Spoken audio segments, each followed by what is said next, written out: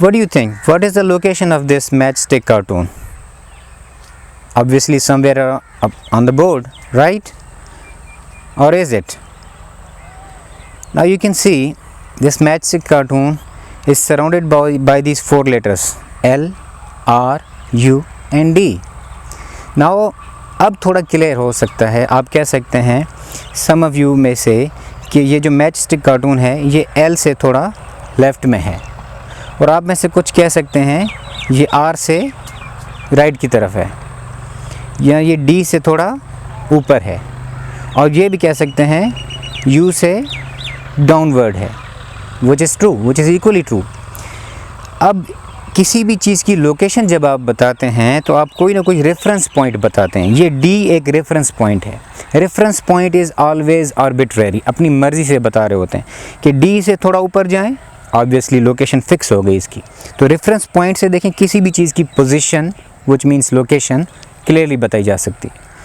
और L से इस तरफ है, ये भी पोजीशन या लोकेशन बता दी हमने. तो D, L, U, R, all these are reference points and you can choose any of them to locate this matchstick cartoon. I hope this is clear. Position, location, reference point. Welcome to my YouTube channel. Today is lecture number 2, which is force, rest and motion. We're going to explain these terms. Force क्या होता है, rest and motion क्या होता है, because ये related हैं. इससे आगे ये जब क्लियर हो जाएंगे तो फिर हम एनर्जी को भी क्लियरली एक्सप्लेन कर पाएंगे. And let's continue with reference point, जो कि अभी मैं क्लियर कर चुका हूँ. किसी भी चीज़ की पोजीशन या लोकेशन बताने के लिए you always tell a reference point. Then दो और वर्ड्स यूज़ होंगे, रिलेटिव और absolute, which are completely opposite of each other. I'll explain those. Rest and motion are opposite. Rest का मतलब होता है जब ऑब्जेक्ट अपनी पोजीशन चेंज ना करे, और मोशन का मतलब होता है जब ऑब्जेक्ट अपनी पोजीशन चेंज करे with respect to the surroundings. Relative का मतलब है ये एक दूसरे पे डिपेंड करते हैं. यू नो, जब तक आप किसी चीज़ को रेस्ट में नहीं देखेंगे तो अपनी मोशन का आइडिया नहीं हो सकता. जब तक किसी चीज़ को मोशन में नहीं देखेंगे तो अपनी रेस्ट का आइडिया नहीं हो सकता. Okay, let me give an example. तो आपको अपनी मोशन का आइडिया किस तरह होता है. कार इज़ गोइंग फास्ट, जब आप देखते हैं साइड से, रोड की साइड से ट्रीज आर गोइंग पास, दूसरी स्टेशनरी चीज़ें लगता है बड़ी स्पीड से पीछे मूव होती जा रही हैं, तो you no you are moving that fast.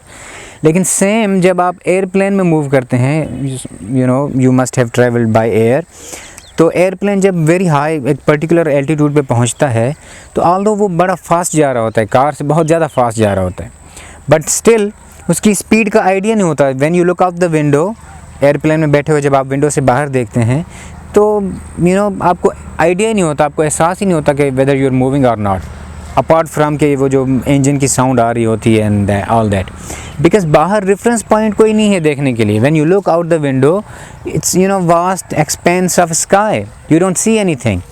तो जब आप कोई चीज़ रेस्ट में नहीं देखते तो आपको अपनी मोशन का आइडिया नहीं होता.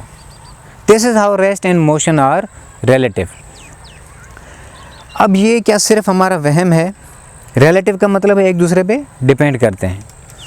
तो question is very important question, a $1 million question. Question ये है, क्या कोई object at the same time rest में भी और मोशन में भी हो सकता है? यस, हो सकता है. बिकॉज जब आपने डेफिनेशन देखी रेस्ट एंड मोशन की तो उसमें था कि object does not change its position with respect to the surroundings. अगर उसकी सराउंडिंग को आप देखो, उनके कंपैरिजन में वो अपनी लोकेशन, अपनी पोजीशन चेंज ना करे, तो आप कहते हैं ऑब्जेक्ट जो है वो रेस्ट में है. और अगर उसकी सराउंडिंग लोकेशन को सराउंडिंग के कंपैरिजन में आप देखें वो अपनी लोकेशन पोजीशन कंटिन्यूसली चेंज करे, तो आप कहेंगे वो मोशन में है. ओके, तो अब हाउ इज़ दिस पॉसिबल कि एक ही ऑब्जेक्ट रेस्ट में भी हो और मोशन में भी हो? Let me give an example. If one of you or some person is sitting in a train, in compartment of a train, तो सराउंडिंग जो इनर सराउंडिंग है, अंदर जो लोग बैठे हुए हैं, चेयर्स और अंदर लोग बैठे हुए हैं, ऑब्वियसली उनके कंपैरिजन में वो अपनी पोजीशन चेंज नहीं कर रहा, तो अकॉर्डिंग टू द डेफिनेशन वो क्या हुआ, रेस्ट में. और यू कैन क्लियरली टेल, वाकई वो लोग भी कह सकते हैं यस ये चुप करके बैठा हुआ, he is in the rest, state of rest. Okay, but if train is moving at the speed of 100 km/h, तो बाहर वाली जो सराउंडिंग है आउटसाइड द ट्रेन, उनके कंपैरिजन में you are moving at the speed of 100 km/h. तो at the same time you are in motion with respect to the outer surroundings and you are at rest with respect to the inner surroundings. Okay? अच्छा, now क्या ये सिर्फ एक वहम है कि एक ही ऑब्जेक्ट सिर्फ हमें फील हो रहा है कि भाई अंदर के सराउंडिंग के हिसाब से हमने जब उसको लिमिट किया हुआ है, अंदर की सराउंडिंग तो वो रेस्ट में, लेकिन बाहर की सराउंडिंग के हिसाब से वो मोशन में है. Is it just an illusion और इट्स अ फैक्ट? ये इस एग्जांपल से क्लियर हो जाएगा. अब अगर उसके हाथ में दो ऐसी राउंड सी मार्बल्स कोई दो चीज़ें हैं और वो उन दोनों को थ्रो करे, जो ट्रेन में अंदर बैठा हुआ person, he sitting by the side of the window, और जस्ट 1 सेंटीमीटर पर सेकंड की स्पीड से दो मार्बल्स को थ्रो करे, लेकिन एट द सेम टाइम वो मार्बल 1 अंदर थ्रो करे एंड 1 आउटसाइड. तो अंदर वाला जो मार्बल सामने अगर किसी की आई में भी जाके लगेगा तो obviously 1 centimetre per second is not a huge speed. It will hurt but not that much. थोड़ा यूँ करने से ठीक हो जाएगा. बट वही उसके साथ जो दूसरा मार्बल थ्रो किया है 1 सेंटीमीटर पर सेकंड की स्पीड से, बाहर जाके किसी की आईज़ क्या उसका हेड भी बस्ट कर सकता है. राइट? एक ही पर्सन ने सेम स्पीड में दो चीज़ें थ्रो की हैं, तो अंदर जिसके हिसाब से वो रेस्ट में था उसको स्लोली जाके लगा, लेकिन बाहर जो पर्सन बैठा हुआ था या खड़ा हुआ था उसको जाके उसका हेड बस्ट कर दिया. तो this is not just an illusion. At the same time, one body at the same time could be at rest with respect to one surroundings and it could be at motion with respect to other surroundings. तो जो बाहर road पे खड़ा हो उस surrounding के comparison में ये person 100 kilometre in hour train जा रही थी एंड 1 सेंटीमीटर की स्पीड से इसने बॉल थ्रो किया. तो बॉल जो मार्बल बाहर जाके हिट हुआ है वो 101 सेंटीमीटर पर सेकंड की स्पीड से जाके हिट हुआ है, और दूसरा मार्बल जो उसी पर्सन ने थ्रो किया वो जस्ट 1 सेंटीमीटर की स्पीड से जाके हिट किया. इसका एक फ़नी और एम्बैरेसिंग एग्जांपल भी let me tell you from my personal life and personal experience. When I was in matric class, you know, इस एज में आपको पता है, you know, riding bikes is very appealing and interesting to you. बड़ा अच्छा लगता है. I was riding a bike, I took it from my relative. You know, parents allow नहीं करते, but I stole it. I just, you know, I borrowed it, you can say. And I was riding the bike, and so I saw my friend going by the road, and I felt like I should surprise him. तो I thought, okay, जब मैं इसकी side से गुजरूँगा तो I'll just give him a slight push or a slight slap. तो I was going about 30 or 40 kilometre in hour. तो जैसे क्या, you know, I thought कि मैं simply उसको slowly ऐसे टच कर रहा हूँ. तो जैसे मैंने उसको टच किया, he fell down, he busted his head, I fell down also, I got bruises, and I was puzzled. All of a sudden, you know, people came और उन लोगों ने मुझे उठाया, उस मेरे फ्रेंड को उठाया. My friend was looking with anger at me, you know. I was so embarrassed. Why did you do this? मेरे फ्रेंड ने कहा, ये क्या किया? And everybody said, what did you do? And I was just puzzled and I was embarrassed. I couldn't speak. You know, I was thinking deep down कि मैंने तो ऐसे स्लाइटली इसको हिट किया यार. What, how did all this happen कि he fell down, he busted his head and I got bruises and I fell down. This is because I was at rest with my bike and I was moving my hand very slowly as compare to me. So inner surrounding जो bike पे थी, मैं और मेरी body के comparison में मेरा हाथ स्लोली मूव कर रहा था. बट जो पर्सन साइड पे जा रहा था उसके कंपेरिजन में I was moving at 40 kilometre in hour. तो ऑल्दो मैंने स्लो टच किया बट उसको ज़्यादा फील हुआ. तो बाहर वाली सराउंडिंग के कंपैरिजन में देखें मैं, because I am in motion, तो उसको ज़्यादा हिट हुआ. और अंदर वाली जो बाइक वाली सराउंडिंग उसको, वहाँ पे अगर मैं किसी को हिट करता तो उसको स्लोली हिट होना था.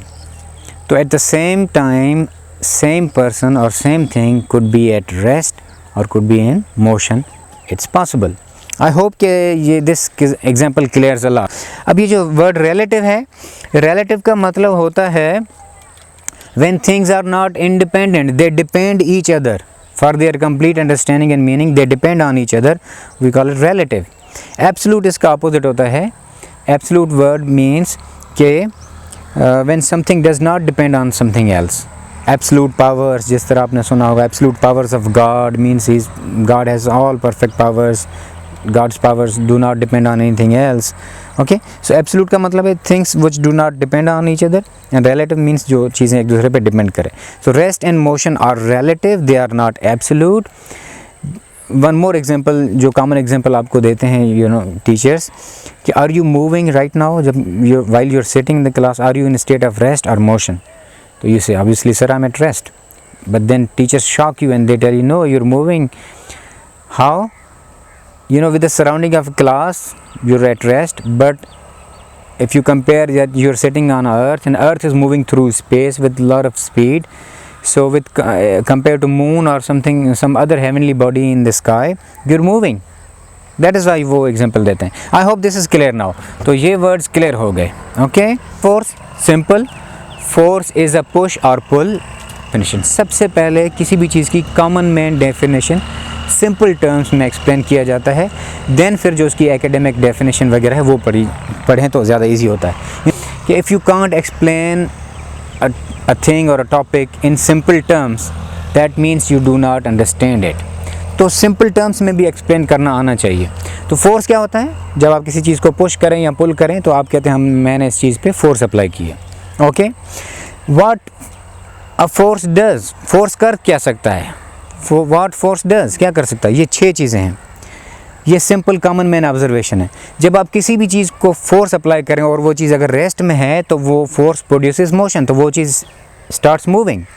ओके, अच्छा, and if something is already moving and you are applying force in the opposite direction to the direction of motion, object इस तरफ जा रहा है और आप इसके अपोजिट डायरेक्शन में फोर्स अप्लाई करेंगे तो it stops motion. Motion stop हो जाती है, ऑब्जेक्ट जो आगे जाके स्टॉप हो जाता है. Third thing, if object is moving in a particular direction and you are applying force in the same direction, तो उस ऑब्जेक्ट की स्पीड बढ़ जाती है, force speeds up.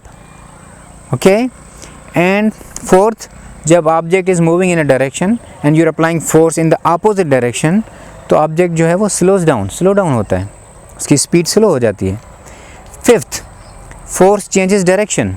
If you're holding a bat, the ball comes, you're not just hitting, you're just holding a bat, you're just showing it to ball hit करके same speed से दूसरे direction में चला जाएगा. Speed बिल्कुल change नहीं होगी, सिर्फ डायरेक्शन चेंज हो जाएगा. तो ये 5 काम. छठा काम जो है फोर्स क्या कर सकता है? Excuse me, it changes shape. You can see clearly if I apply force enough on this object, it changes its shape. इसका शेप चेंज हो जाता है. ओके, तो ये 6 काम कर सकता है फोर्स. ओके, रेस्ट से मोशन में आ गया, स्टेट ऑफ मोशन से रेस्ट में लाया. तो इन दोनों सिनेरियोज़ में भी फोर्स क्या कर रहा है? चेंज कर रहा है. ओके, 3 और 4 में आप देखें यहाँ पे भी फोर्स जो है इट इज़ चेंजिंग. क्या चेंज कर रहा है? चेंजेस स्पीड बढ़ा रहा है या स्पीड कम कर रहा है. Okay, 5th one already written, direction change कर रहा है. 6th वन शेप चेंज कर रहा है. तो in all 6 cases force is something which changes. Force ऐसी चीज़ है जो किसी चीज़ को चेंज कर रही है. अब ऐसी चीज़ को we call it an agent. Force एक एजेंट है. एजेंट मीन्स विच चेंजेस, ऐसी चीज़ जो किसी चीज़ को चेंज करे. If you look up this word in dictionary, it has other meanings as well, but यहाँ पे ये मीनिंग है. नाउ अब हम एकेडमिक डेफिनेशन देखते हैं फोर्स की. Force is an agent. Force ऐसी चीज़ है जो चेंज करता है. क्या चेंज करता है? स्टेट ऑफ रेस्ट और स्टेट ऑफ मोशन. रेस्ट वाली स्टेट को चेंज करके मोशन में ला सकता है या स्टेट ऑफ मोशन को चेंज करके रेस्ट में ला सकता है. अब स्टेट ऑफ मोशन 3 तरीके से चेंज हो सकती है. कि मोशन से रेस्ट में लाया जा सकता है, मोशन को स्पीड कम या ज़्यादा करके भी चेंज किया जा सकता है स्टेट ऑफ मोशन को, या डायरेक्शन भी चेंज करके स्टेट ऑफ मोशन को चेंज किया जा सकता है. So this is now academic and textbook definition of force. Force is an agent which changes a state of rest or state of motion of objects. I hope this is all clear now. Now knowledge part आ गया. As I claim कि knowledge and understanding में difference है, तो knowledge part आ गया. अब knowledge से आगे हमने इस पे करना है imagination. आइंस्टाइन का कहना मानना है. As Einstein said that imagination is more powerful than knowledge. तो चलें अब इमेजिन करते हैं. Now you saw कि फोर्स की वजह से ही किसी ऑब्जेक्ट का स्टेट ऑफ रेस्ट चेंज होके मोशन में आता है या स्टेट ऑफ मोशन चेंज होके रेस्ट में आ जाता है. Now you can clearly see कि कोई भी चीज़ विदाउट एप्लीकेशन ऑफ फोर्स खुद ब खुद मूव करना शुरू नहीं करती. The trees are there, they're not moving on their own. But if someone goes and applies force on them, they will move. Nothing moves on its own. कोई भी चीज़ खुद ब खुद अपनी स्टेट ऑफ रेस्ट चेंज नहीं करती जब तक आप फोर्स अप्लाई ना करें. एंड कोई भी चीज़ जो ऑलरेडी मूविंग है वो खुद अपनी पोजीशन चेंज नहीं कर सकती स्टेट ऑफ मोशन को जब तक कि बाहर से कोई फोर्स अप्लाई ना करे. फॉर एग्जांपल, यहाँ से कोई बॉल आ रही है. If I apply force right here, तो the ball will stop here. And if I do not apply force, the ball will move along, it will continue its direction of motion. तो देखें, force state of motion जो है वो change कर सकता है. तो अब बेयर दिस इन माइंड कि किसी भी चीज़ की अगर स्पीड चेंज हो रही है तो there is always a force. Speed बढ़ रही है, there is a force. Speed कम हो रही है, there is always a force. Without force nothing happens. Rest से मोशन में कोई चीज़ जब भी आ जाएगी आप कहेंगे there is a force. Motion से रेस्ट में आ जाएगी, देयर इज़ अ फोर्स. अगर all of a sudden something changes its direction, there is a force. किसी चीज़ का शेप भी खुद ब खुद चेंज नहीं हो सकता. क्लियर हो गया? Now look at this, holding this pen. Now pen is in rest and I'm not throwing it, I'll just let it go. तो आप देखेंगे it will start moving. This pen starts moving. Now you know from the definition of force, nothing moves on its own. जब कोई चीज़ move करना शुरू करे किसी direction में तो obviously there has to be a force on it. There has to be a force on it. And this led Newton and others, Newton, he was a great scientist, obviously you know. This led Newton to think and discover gravity, the force of gravitation. Then he gave law of universal gravitation. Nothing moves on its own. And always when you apply force in particular direction, objects move in the same direction. If the pen is going down, we know there has to be a force below. I don't know, we don't know for sure right now किसी भूत ने, किसी जिनी ने, किसी super natural power ने इसको force apply किया. But one thing we sure of, there is a force. कोई फोर्स है जो इस ऑब्जेक्ट को अपनी तरफ खींच रहा है. Okay. Then Newton was sitting under a tree. Apple fell down. He said, oh, why apple came down? Because he knew the definition of force. So he thought, oh, looks like there's a force on it. Then not just apple, everything falls down and falls down towards earth. That led him कि लगता है earth is applying force on every object, irrespective of their nature, कि solid है, liquid है, gas है, whatever. हर material चीज़ को अर्थ जो है अपनी तरफ अट्रैक्ट कर रही है. Okay. Then he wondered okay, if force changes direction, you must have look at the moon. Moon sometimes in the east होता है, सेम डे वो वेस्ट में आ जाता है. एंड नेक्स्ट डे आप देखेंगे वेस्ट में व्हेन इट सेट्स, सन और moon when it sets, then next day it comes from the other direction. अब ऑब्वियसली कोई चीज़ इस डायरेक्शन से वापस इस डायरेक्शन में आई है तो it has gone in a circle और इट चेंज इट्स डायरेक्शन. जब भी कोई चीज़ सर्कल में मूव करती है, it continuously changes its direction. तो ऑब्वियसली डायरेक्शन चेंज फोर्स के बगैर तो नहीं हो सकता. दिस लेड हिम कि वो my god, if earth is applying force irrespective on all things, then why not on moon? May be earth is applying force on moon as well. Okay. And then he said, why is it so special about earth? Maybe moon is also applying force on things, So all things in universe, he thought, they apply force on each other, they attract each other. Okay. This was amazing moment. This led him to law of universal gravitation, जिसको हम further continue करेंगे from here. I hope यहाँ तक आज आप force की definition समझ गए, रेस्ट एंड मोशन समझ गए, और आप ये समझ गए कि rest and motion are relative, they depend on each other. Thank you so much. Don't forget to like, subscribe and share my YouTube channel, Physics Phenom, and we'll continue our next lecture. Thank you so much.